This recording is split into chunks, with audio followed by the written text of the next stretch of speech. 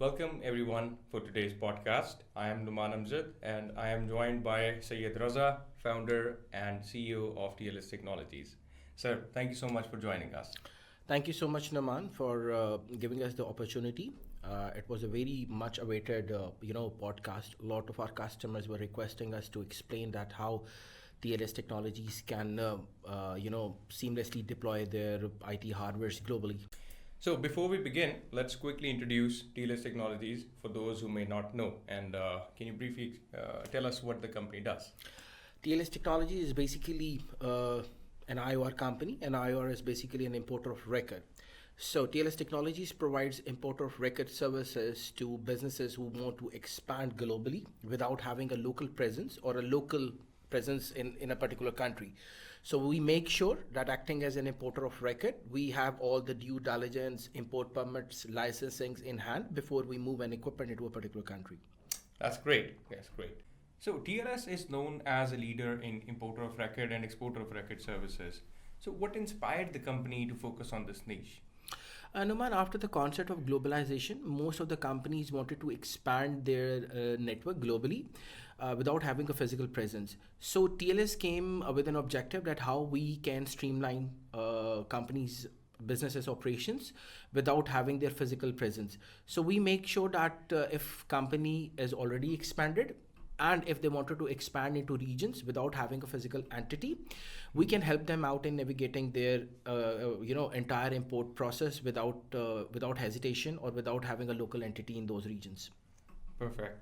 And can you tell us about the industries and the types of businesses that TLS is serving? There are wide range of services we are there are wide range of industries we are servicing from IT to telecom, medical, aerospace, engineering, retail, and e-commerce. So if we just talk about IT, there are a number of segments within an IT, from cloud computing to data centers, from manufacturing to value-added resellers. So there are a number of industries we are servicing, and it's not only we are limited to only the list of the industries we have I have just talked about. Any industry can get help from TLS Technologies for deploying their not even IT hardwares, anything if they wanted to deploy, from retail to garments as well. Great. So, Sir Raza, many businesses struggle with international trade. Can you explain what IOR and EOR services are and how can they simplify global trade?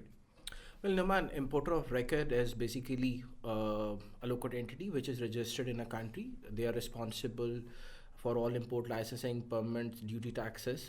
Whereas exporter of record is the one who act as an exporter from an export country, and they make sure that export licensing permits are in place before they export a good from any country.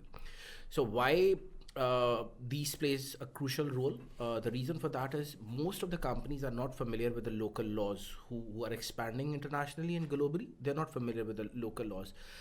And secondly, they need a local entity as a representative to import their goods into a particular country. But because not having their own physical presence, they need a local entity. So here is the point where an importer of record and exporter of record comes. Mm.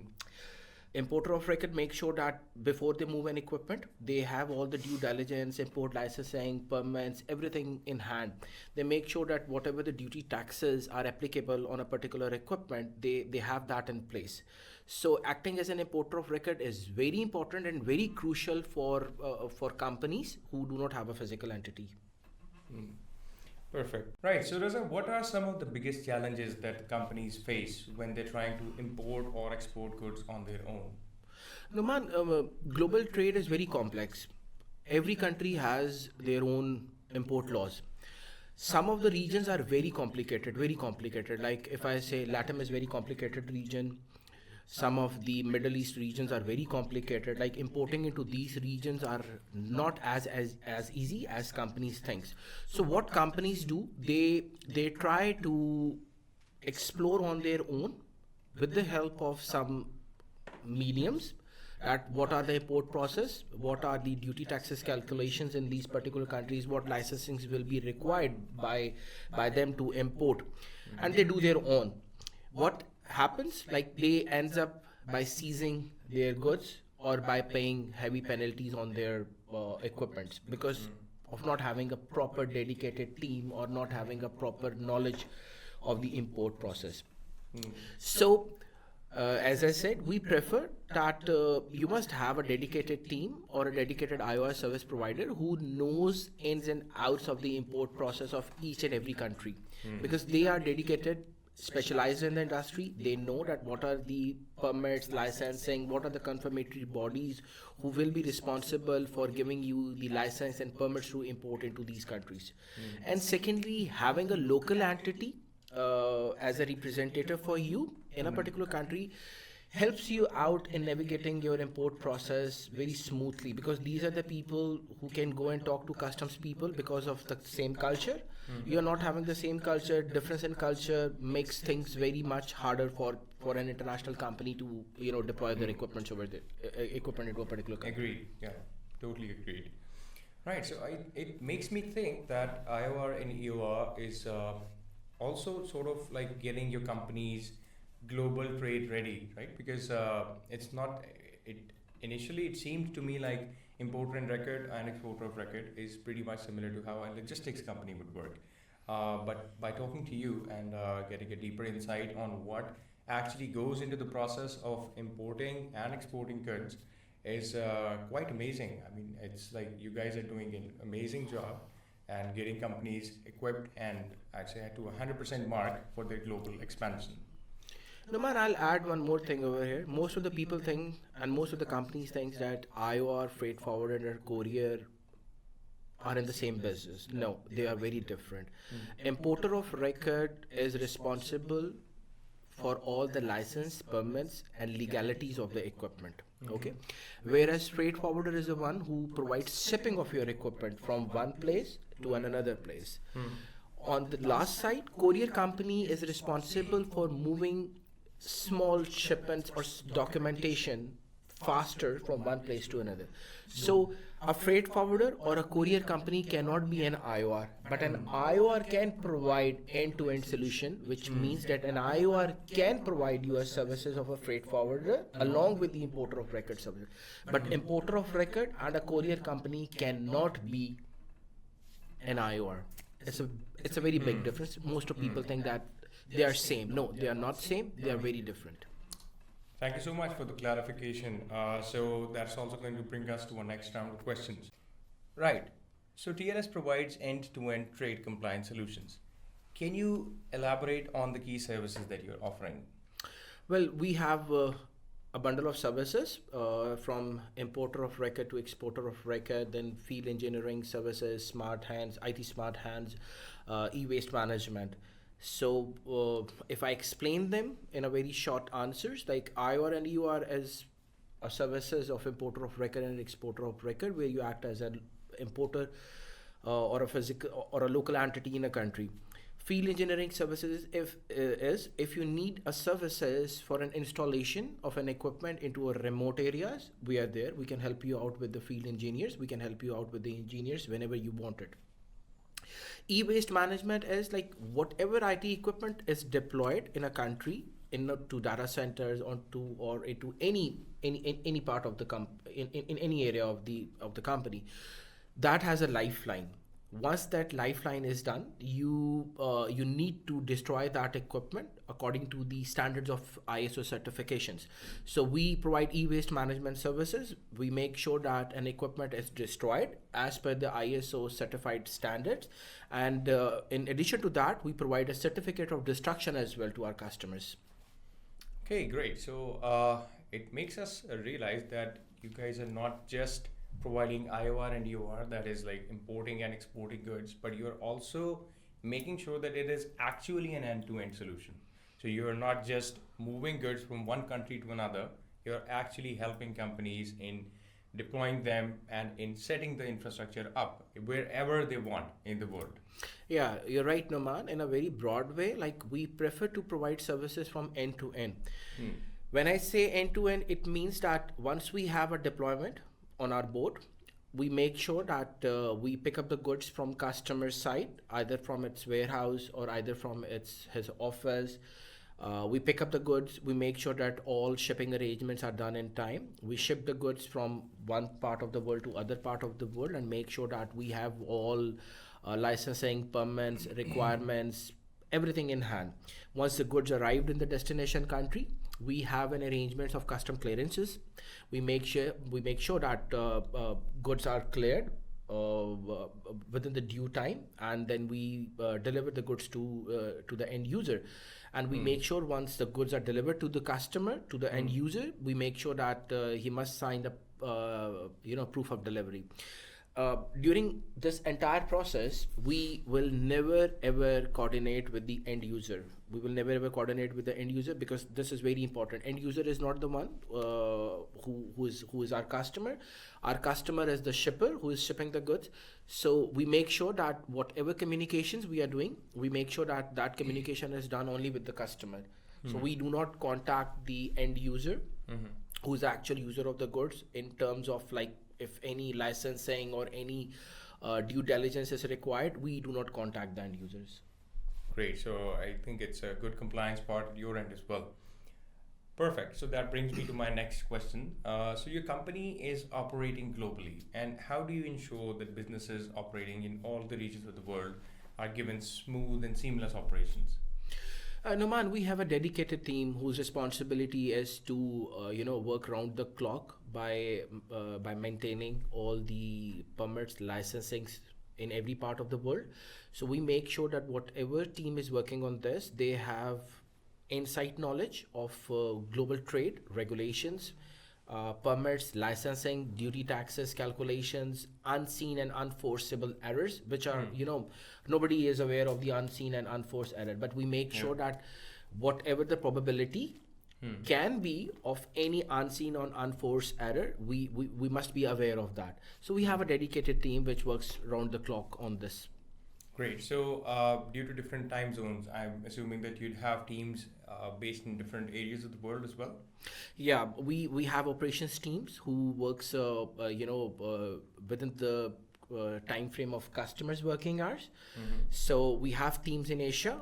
We have teams in Europe, who make sure that when their customer is working, they're working as well. Perfect. That's great. Right. So another thing that I would like to know is that data centers, IT company, IT hardware manufacturers, telecommunication companies, I'd say medical equipment manufacturers, they're all you're sort of like the core clientele that you guys are serving your solutions to. So why is it essential to have an IOR and a EOR partner on board when you're trading globally? No, man, it is very important. As I said, like after the concept of globalization, companies try to focus on sales rather than physically presenting themselves in every part of the world. Now, every company, every country has different set of rules. Data centers, which is which are critical part of an IT infrastructure. Now, data centers, telecom companies. If I talk about data centers are the one who are only providing space to e-commerce companies, so that they can place their IT gadgets and hardwares into their area for an easy and without having a troubleshooting.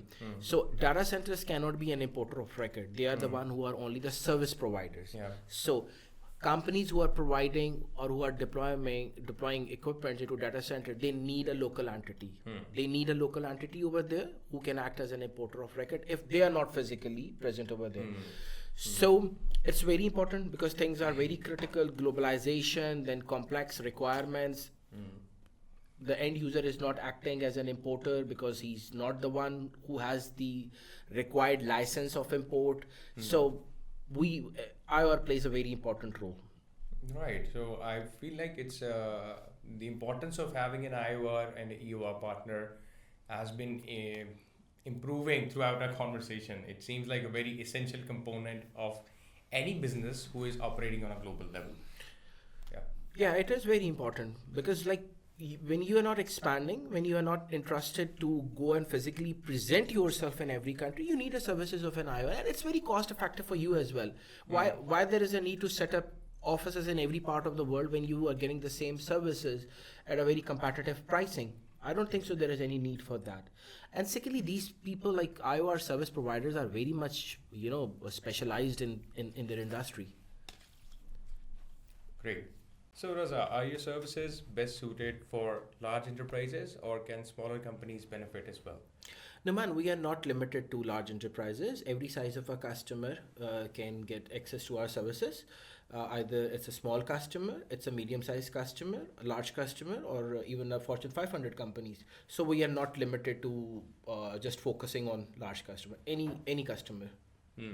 And is there a minimum order quantity size that any customer of yours might be worrying about, that they might need a minimum MOQ before they can reach out to an importer of record or an exporter of record?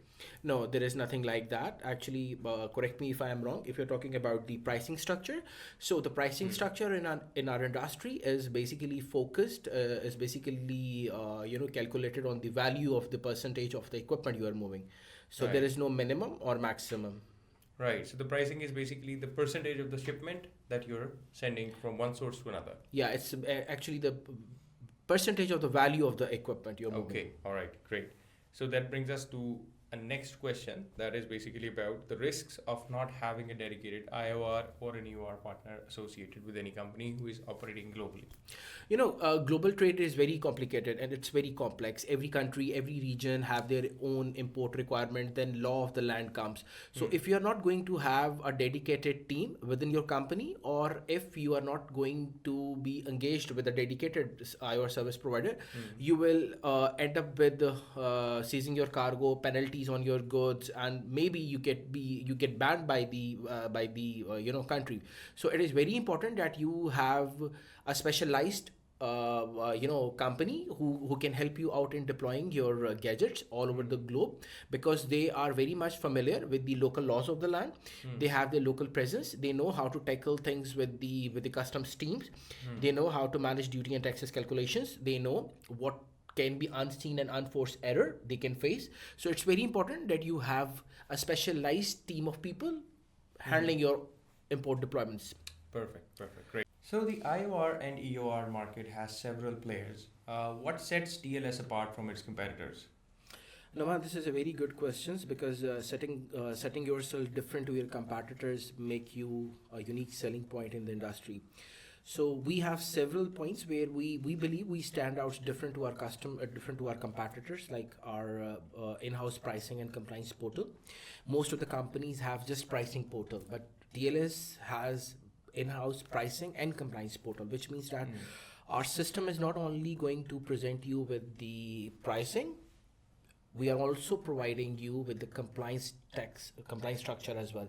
For example, under a one window solution, if you go to our portal, you just need to enter ship to and ship from country, along with the value of the goods and the number of locations, and you will get the entire pricing from IOR fee to duty taxes calculations, delivery charges, and everything. Along with that, our system will help you by by presenting that what are the compliance import licensing requirements in a particular country, and what documents will be required in order to get these import requirements.